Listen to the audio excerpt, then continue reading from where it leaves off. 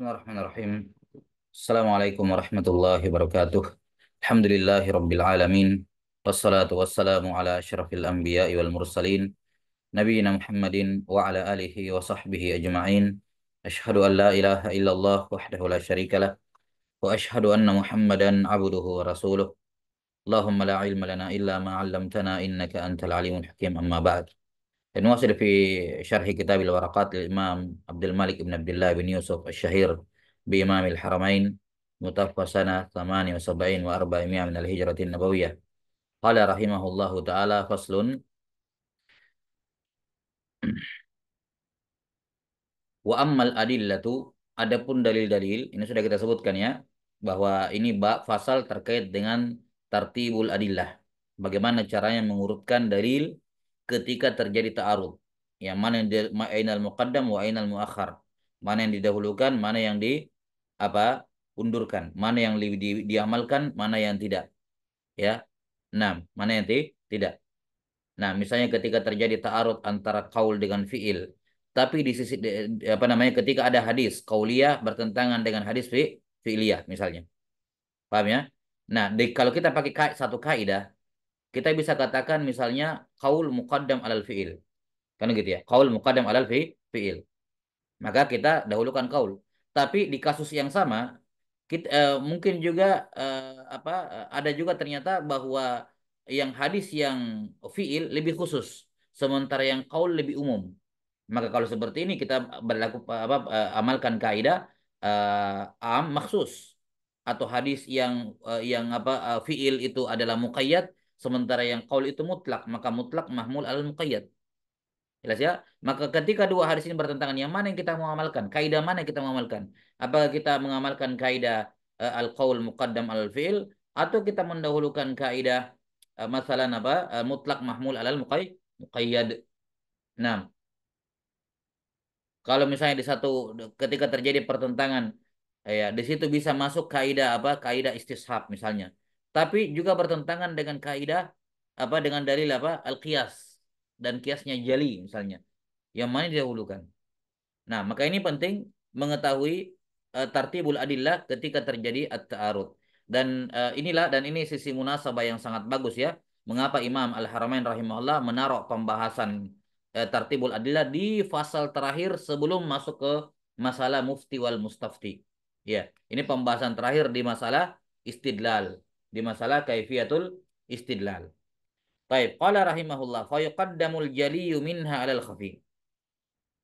Semua dalil-dalil yang jali ya didahulukan dibandingkan dalil-dalil yang khafi. Ya, yang jali yang jelas, yang khafi yang tersembunyi. Jelas ya? Yang tersembunyi. Baik.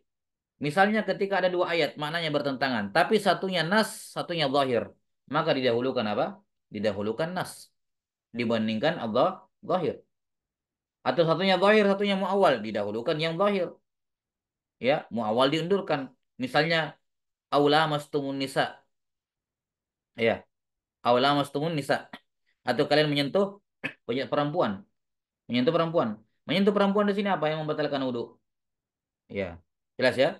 Jumhur mengatakan menyentuh, ala khilafin bainahum, kan begitu. Menyentuh kulit dengan kulit. Sementara Hanafiyah mengatakan berhubungan suami istri. Taib. Menyentuh makna zahirnya apa? Menyentuh makna zahirnya adalah bersentuhan kulit, lamas. Sementara lamas bermakna jima, betul, tapi itu makna ghairu zahir. Makna ghairu zahir. Maka di sini didahulukan apa? Makna zahir dibandingkan makna ghairu ghairu zahir. Nah, demikian pula ketika bertentangan antara hakikat dengan majaz. Ini juga termasuk hakikat itu termasuk dari dalil yang jeli, dan majaz termasuk apa? Termasuk naam dalil yang khafi. Karena untuk mengetahui majaz ini butuh butuh step-step gitu ya. Harus ada qarinah. Sementara hakikat enggak. Maka salah satu contoh penerapan takdimul jali alal khafi adalah takdimun nas alal zahir gitu ya. Nah, atau takdimul zahir alal muawwal. Hmm. Demikian pula masuk di dalamnya takdimul haqiqah alal majaz. Mendahulukan makna hakiki dibandingkan makna al majaz. Jelas ya? Sebagaimana pada firman Allah Subhanahu wa taala. Ya. Ketika Allah Ta'ala mengatakan warahmati wasi'at kulla syai'. Rahmatku melingkup segala sesuatu. Rahmat secara hakikat, rahmat ya, secara apa namanya? Di antara makna rahmat ya adalah atau misalnya ayadun ya, biar lebih jelas. Iyadun, iyad. Iyadun secara hakikatan yad, sesuatu yang bisa yang digunakan menyentuh, memegang dan seterusnya, mengambil. Tapi ada juga makna majas dari yadun yaitu apa? Al-quwwah, kekuatan. Ya, fal yughayyirhu biyadih, hendaknya dia rubah kemungkaran dengan tangannya, yakni dengan kekuatannya. Maka di sini ya, kita katakan yad di sini bermakna hakiki karena jali, sementara majas itu apa? Khafi. Kemudian yang kedua, wal mujibu lil ilmi alal mujibu lil dhon. Nah, dalil yang menunjukkan menghasilkan keyakinan al ilm didahulukan daripada dalil yang dilalahnya dhon. Iya. Jadi dalil yang dilalahnya qat'iyah pasti itu didahulukan daripada dalil yang dilalahnya dhonniyah. Kenapa? Karena qat'i atau al-yaqin di sini disebutkan al-ilm lebih kuat dibandingkan al-dhon. Al-dhon. Karena itulah Al-Quran didahulukan daripada hadis ahad. Secara umum ya, Al-Quran didahulukan daripada hadis ahad. Mutawatir didahulukan daripada hadis ahad. Kalau ada hadis yang apa eh, hadis yang mutawatir bertentangan dengan hadis ahad ya didahulukan hadis mutawatir. Nah, jelas sampai sini. Walaupun itu bukan berarti hadis mutawatir tidak boleh dimansuh dengan ahad. Enggak, tetap boleh. Boleh khobar ahad dimansuh oleh afwan hadis mutawatir boleh dimansuh oleh hadis ahad. Itu masalah nasikh mansuh. Tapi ketika tidak ada nasikh mansuh dan keduanya bertabrakan secara zahir, maka mutawatir yang didahulukan. Jelas ya? Nah, mutawatir didahulukan. Baik. Allahu a'lam bishawab. Sebagaimana ijma' didahulukan daripada khabar ahad. Khabar ahad. Seperti misalnya Imam Malik rahimahullah, beliau mendahulukan khabar amalan ahli Madinah dibandingkan khabar ahad. Kalau khabar ahad kan periwayatnya satu, dua, tiga, terhitung pakai jadi khabar ahad. Tapi kalau amalan penduduk kota Madinah turun-temurun dari Nabi SAW itu generasi ke generasi banyak yang melakukannya. Makanya menurut Imam Malik amal ahli Madinah, jadi walaupun ada hadis Nabi, gitu, ada hadis Nabi SAW, tapi kalau amalan ahli Madinah mengatakan tidak, maka didahulukan. Ya, karena itu Imam Malik misalnya mengatakan beliau tidak menyatakan disunnahkannya puasa 6 hari di bulan Syawal. Ada hadisnya betul. Dalam riwayat Muslim ada hadis. Tapi kata Imam Malik saya tidak mengetahui ada yang mengamalkannya dari para ulama di Medina gitu. Ya. Saya jumpai guru-guru kami tidak ada yang mengamalkan itu. Jadi beliau lebih mengamalkan apa? Mendahulukan amal ahli Madinah. Kenapa? Karena periwayatannya turun temurun dibandingkan khabar ahad yang rawinya sedikit. Atau beliau menjadikan ijma ahli Madinah sebagai hujjah. Oh, ini ijma. Itu khabar ahad. Didahulukan ijma dibandingkan khabar ahad. Taib. Apalagi ijma yang qat'i didahulukan dibandingkan ijma yang dhanni. Ya, ijma yang qat'i itu betul-betul apa? Fix semua mujtahid berpendapat dengannya, bisa dipastikan. Sementara ijma dhanni ya dugaan. Ya, di mana tidak bisa dipastikan semua ulama sudah diketahui ijtihadnya. Semua mujtahid sudah diketahui ijtihadnya. Tidak bisa dipastikan. Mungkin cuma 90% yang ketahuan pendapatnya. Masih ada 10% mujtahid yang ada kemungkinan dia menyelisih. Tapi ini kalaupun dikatakan ijma dhanni, masih masih dugaan ijma'nya. Tapi kalau ijma qat'i itu fix semua mujtahid ketahuan pendapatnya sama gitu. Baik. Kemudian apa? Kayak kemarin misalnya hadis yang muttafaq alaih didahulukan daripada hadis yang ghair muttafaq alaih. Sebagaimana para ulama Syafi'iyah mendahulukan hadis al-muttafaq alaih tentang waktu maghrib, bahwa waktu maghrib ada awal dan akhir, didahulukan dibandingkan riwayatnya Abu Daud yang juga sahih. Sahih, tapi riwayat Abu Daud ya Ashabus Sunan gitu ya dalam Abu Daud seingat saya dalam sifat dalam hadis Jibril tentang waktu-waktu sholat yang disebutkan bahwa maghrib itu waktunya cuma satu. Di sini dua-duanya sahih. Dua-duanya sahih. Dan tidak ada dikatakan takdim takhir. Tidak ada nasikh mansuh. Kenapa? Karena ini satu kali kejadian di awal Islam. Di fase Madinah, fase Mekah. Setelah hijrah. Setelah apa? Mi'raj maksud saya. Nah, maka tidak mungkin ini kejadian berulang. Satu-satunya cara adalah tarjih. Karena bertentangan. Dan para ulama Syafi'iyah mentarjih riwayat Bukhari Muslim dibandingkan riwayat Abi Daud. Baik, wallahu alam bisawab. Ini al-mujib lil ilm alal mujib bidzan. Selanjutnya wan nutqu alal qiyas. Yani apa namanya? Yuqaddamun nutqu, yani an-nutqu yang dimaksud adalah Alkitab was sunnah alal qiyas. Hmm. Didahulukan dalil Quran dan sunnah dibandingkan qiyas. Baik. Jelas sampai sini? Allahu taala alam bisawab. Walaupun demikian telah berlalu, kias bisa dipakai untuk mentaksis keumuman Quran dan sunnah. Kias boleh dipakai untuk mentaksis keumuman Quran dan sunnah. Itu kalau apa? Masalah taksis. Tapi ketika tidak bisa ditaksis dan bertentangan, maka kitab dan sunnah didahulukan dibandingkan al-qiyas. Jelas? Berikutnya wal qiyasul jali alal qiyasil khafi. Ini. Kias jali didahulukan dibandingkan kias khafi. Kias jali sudah kita sebutkan yaitu kias yang ilatnya mustambatah. Nabi SAW langsung sebutkan. Allah Ta'ala langsung sebutkan. Misalnya tentang larangan tanaji itu. Kalau ada 3 orang ya fala yatanajas nani duna wahid dunal akhar gitu ya. Jangan 2 orang bisik-bisik tidak mengajak orang yang ketiga. Taib, apa ilatnya? Nabi sebutkan. Fa inna dzalika yuhzinu. Karena itu akan membuat orang yang ketiga sedih. Perhatikan salah satu kaidah lugawiyah untuk mengetahui itu ilat atau bukan. Itu ilat adalah kalau setelah al-amru wan nahyu ada inna. Ya, setelah perintah atau larangan tiba-tiba ada inna, nah maka ini taklil. Contoh, idza staiqadha ahadukum min naumih fala yaghmis fala yudkhil yadahu fil ina hatta yaghsilaha. Kalau seorang itu bangun tidur, ya, jangan dia celupkan langsung tangannya ke bejana sampai dicuci di luar 3 kali. Kenapa? Nah, sebagian mengatakan ya karena bangun tidur, maka hukumnya berlaku bangun tidur toh. Nah, kata para fuqaha enggak, ada taklilnya di situ.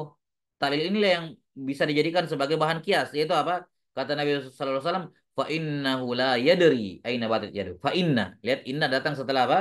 Setelah la, larangan. Jangan masukkan. La yudkhil yadahu fil ina. Maka ilat larangannya adalah karena dia tidak tahu di mana dia tangannya bermalam. Yani dia tidak tahu tangannya suci atau najis.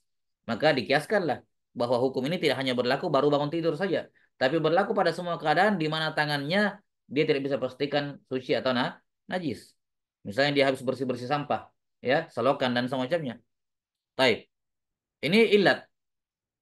Demikian pula tadi 3 orang bicara kumpul, 2 orang dilarang untuk bisik-bisik tidak mengajak yang ketiga. Apa alasannya? Apa ilatnya? Ya, orang mungkin bisa berpikir ilat, oh mungkin karena ini. Tapi ada di sini nas dari Nabi SAW. Fa inna dzalika yuhzin. Karena itu akan membuatnya sedih. Jelas ya? Baik. Kemudian ini namanya di kias apa? Kias jali. Kias yang ilatnya mansusah. Kias yang ilatnya apa? Mansus. Tersebut. Kemudian disebut sementara kiasul khafi. Ini adalah ilatnya mustambatah.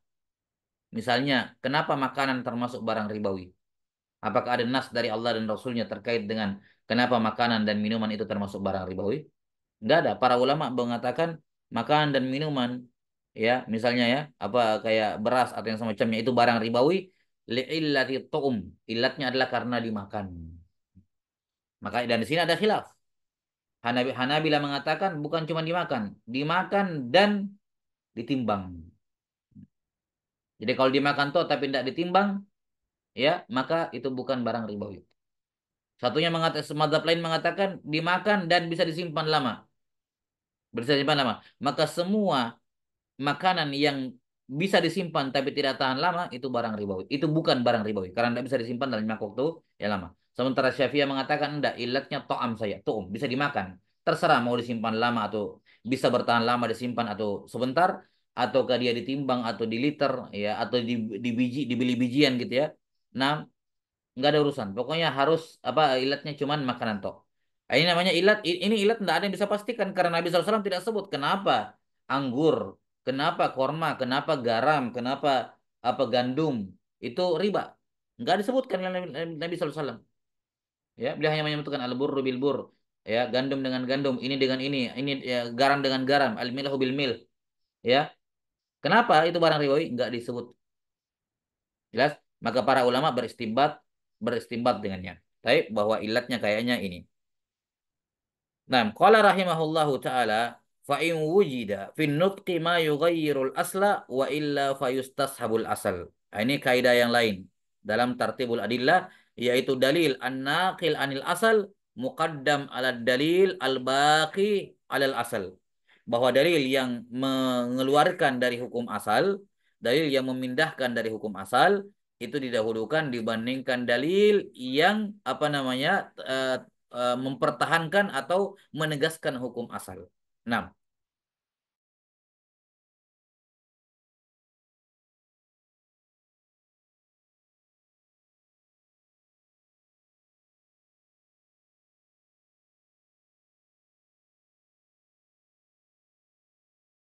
jadi ini kaidah bahwa ad-dalil ad-dalil an-naqil anil asal muqaddam kalau ada gitu. Kalau ada ya dalil yang mengeluarkan dari asal seperti kemarin masalah menyentuh kemaluan membatalkan wudu itu kan nakil anil asal. Sementara hadis innama hiya bid'atun mink atau bad'atun mink itu al-baqi alal asal karena asalnya menyentuh tangan sendiri, menyentuh anggota tubuh sendiri tidak membatalkan wudu. Maka didahulukan yang menakil dari asal. Nah, kalau tidak ada nakil dari asal, maka diberlakukan istishab hukum aslinya. Hukum asli, hukum asli. Makanya kita kata apa hukum asal yang telah berlalu kan? Nah, misalnya ada seorang, ada dua orang gitu ya, bersengketa. Dia bilang sekop ini milik saya. Satunya mengatakan enggak, sekop ini milik saya. Jelas ya? Nah, mereka apa? Mereka sengketa gitu. Ya. Terkait ini skopnya siapa? Jelas ya? Maka di sini selama tidak ada dalil saksi ataupun bukti yang mengarah kepada salah satunya, maka dikembalikan kepada hukum asal. Apa hukum asalnya? Misalnya kita lihat si Ahmad, si Zaid sama si Khalid rebutan ini apa skop. Tapi kita bilang, Khalid apa kerjaanmu? Katanya saya tukang kayu. Si Zaid apa kerjaanmu? Saya tukang batu. Tapi yang cocok, yang pas dengan sesuai dengan skop ini apa? Tukang batu. Maka asalnya yang punya adalah si tukang batu. Karena tukang kayu pada dasarnya tidak tidak tidak tidak ada dengan skop kan begitu beda. Maka ini hukum asal. Jelas ya? Maka hukum asalnya itu skop ya, selama mereka sengketa terus ya, itu skop miliknya si tukang batu. Sampai ada dalil yang memelingkan dari hukum asal, yaitu apa? Saksi ataupun bukti bahwa ini skopnya dia, si tukang kayu. Kan begitu. Nah, ini kaidah yang sangat penting bahwa ada bahwa hukum asal ya al aslu fil asya al asla apa al aslu baka usyai ala makana alaih itu kaidahnya. Hukum asal adalah tetapnya sesuatu berada pada hukum asalnya. Nah, hukum asalnya sampai ada dalil yang memalingkan nakil. Nah, kalau misalnya dua orang suami istri sengketa ya tentang ini dia ucapkan talak atau tidak, jatuh talak atau tidak, si suami mengatakan tidak, si istri mengatakan jatuh. Maka di sini yang menjadi hukum asal adalah tidak jatuh. Jelas ya? Karena asalnya mereka suami istri. Sementara ucapan istri yang mengatakan jatuh talak itu nakil anil asal. Dia memalingkan dari hukum asal. Maka asalnya ucapan istri yang diterima, ya, jelas ya, karena dia memalingkan dari asal. Baik, kecuali kalau ada bukti jelas dari suami yang mengatakan apa? Yang mengatakan tidak gitu. Nah, wallahu taala alam bisawab. Ini salah satu contoh atau beberapa contoh dan banyak contoh-contoh lain terkait dengan kaidah ini. Baik. Wallahu alam bisawab. Saya kira cukup. Insyaallah taala berikutnya masuk pada fasal ataupun pembahasan terakhir dalam pembahasan usul fikih yaitu terkait dengan mustafid. Ya, kan kalau usul fikih kemarin apa? Al-adillatul ijmaliyah satu sudah berlalu dalil-dalilnya. Kemudian wa kaifiyatul istifadati biha, cara menggunakan dalil-dalil tersebut dan yang terakhir apa? Wahalul mustafid. Bagaimana keadaan orang yang mengambil faidah, manfaat atau yang bermuamalah dengan dalil-dalil tersebut, yaitu al-mufti atau al-mujtahid dan al-muqallid. Saya insyaallah taala pembahasannya naktabi bihadzal qadar. Wassallallahu ala nabiyina Muhammadin wa ala alihi wasallam. Alhamdulillahirabbil alamin.